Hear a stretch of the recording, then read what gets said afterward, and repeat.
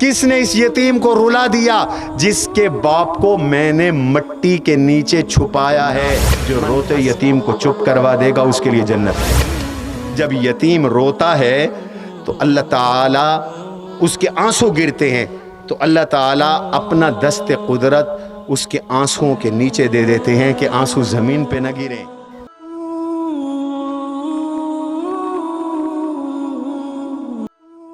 وَلْيَخْشَ الَّذِينَ لَوْ تَرَكُوا مِنْ خَلْفِهِمْ ذُرِّيَّةً ضِعَافًا. یتیم کا حق کا احساس دلانے کے لیے قرآن جھنجھوڑ لائے کہ ذرا تم تصور کرو کہ تم مر جاؤ، تم دنیا سے چلے جاؤ اور تمہارے بعد چھوٹے چھوٹے تمہارے بچے ہوں، معصوم سے بچے ہوں. من خلفہم ذریۃ ضعافا، کمزور چھوٹے چھوٹے بچے ہوں.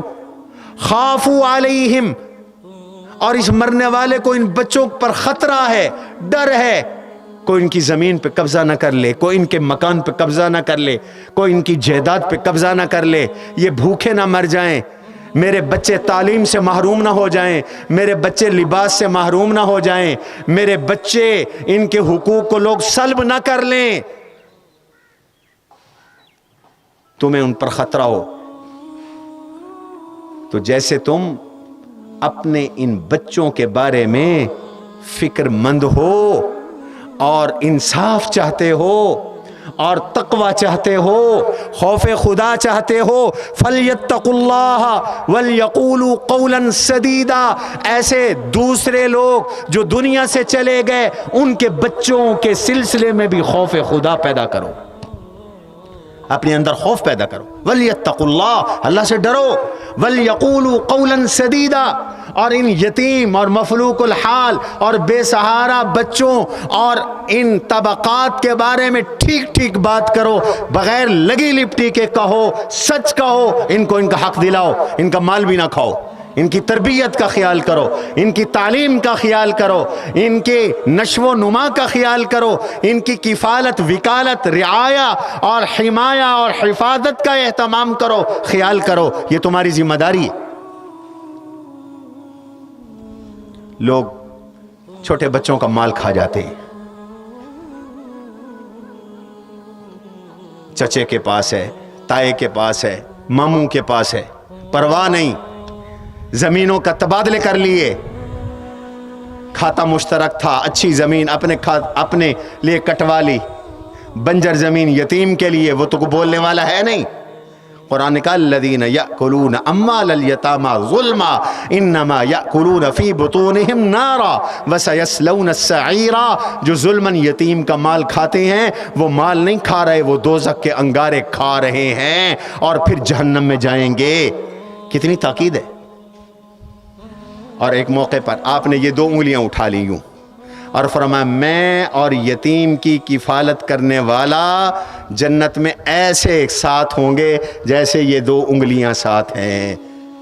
بس اتنا فاصلہ ہوگا جتنا ان 2 انگلیوں میں ہے، ویسے ساتھ ساتھ ہوں گے. اتنی تاکید ہے.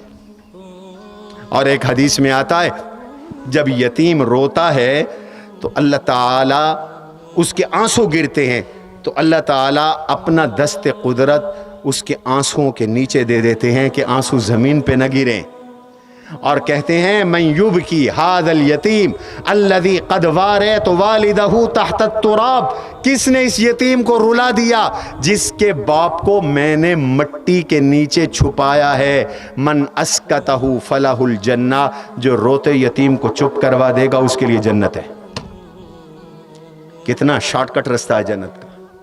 اور ایک حدیث میں آپ صلی اللہ علیہ وسلم فرماتے ہیں کوئی شفقت کرتے ہوئے یتیم کے سر پر صرف ہاتھ رکھ دے، جتنے بال یتیم کے ہاتھ کے نیچے آتے ہیں اللہ اتنی نیکیاں عطا فرماتے.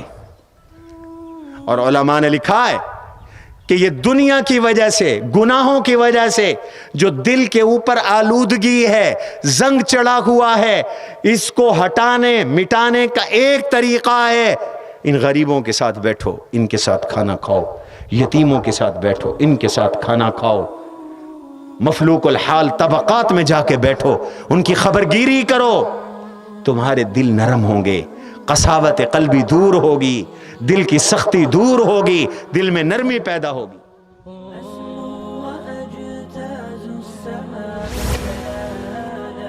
فأزيد أسراب الغيوم